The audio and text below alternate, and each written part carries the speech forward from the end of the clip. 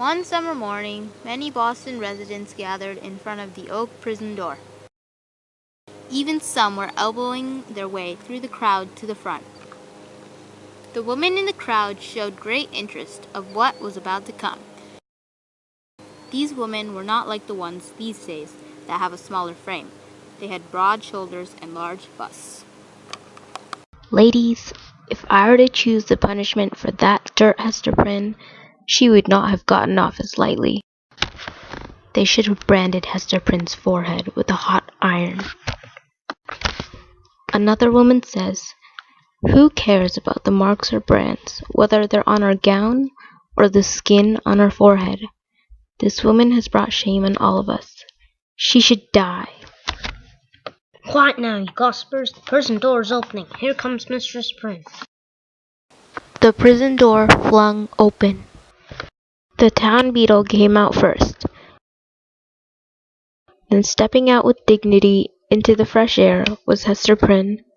In her arms she carried a child, a 3-month-old baby, which turned its face away from the bright sunlight.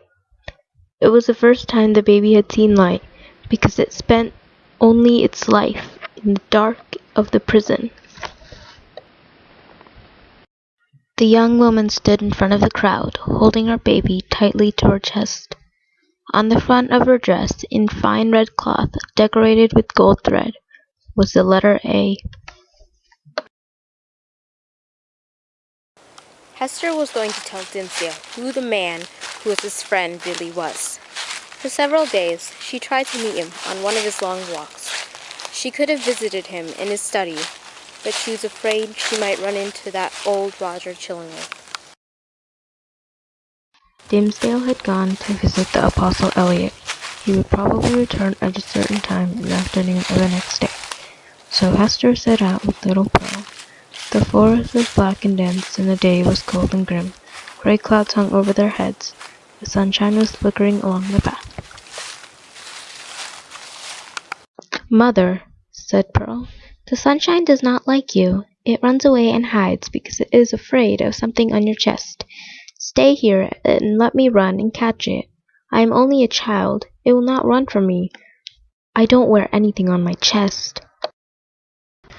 "And you never will, my child, I hope," replied Hester. "Why not, mother? Why won't I have that when I'm older?"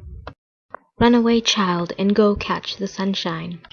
Pearl ran off. Hester smiled to see that she actually did catch the sunshine. Hester stepped in so close that she could almost touch the sunshine. "It will go now," said Pearl, shaking her head. "See," said Hester, smiling. "Now I can stretch out my hand and touch it." As she tried to do so, the sunshine vanished.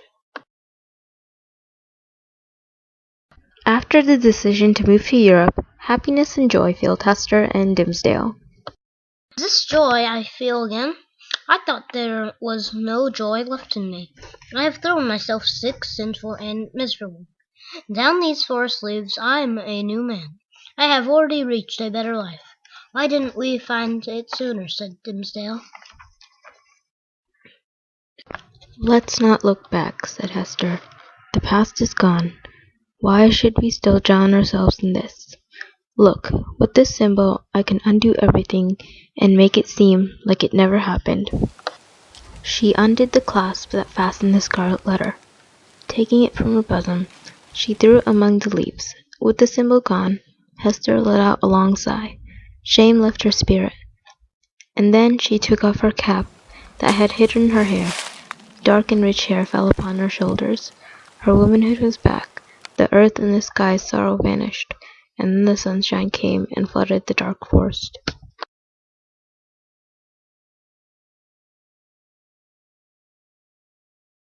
Hester continuously kept pleading Pearl to come to her. "Come, dear child," Hester said. "You are so slow. Why are you being so slow? You are never slow.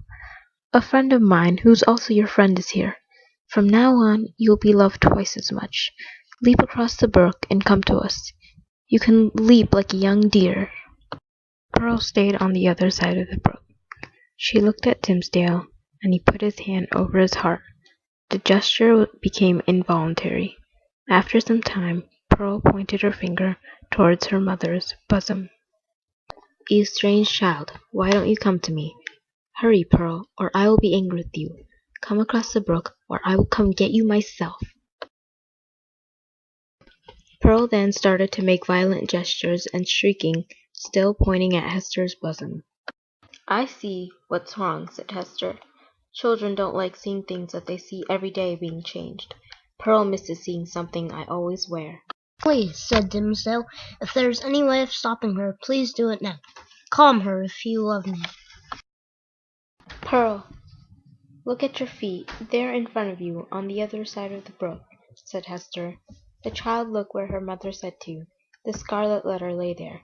"Bring it over here," said Hester. "You come here and pick it up," said Pearl. Hester then walked to the edge of the brook and picked up the scarlet letter and put it back on her bosom. She gathered up her locks of hair and put them beneath her cap. Her beauty in the warmth and richness of her womanhood left her like fading sunshine. A gray shadow seemed to fall on her, and the sunshine went away.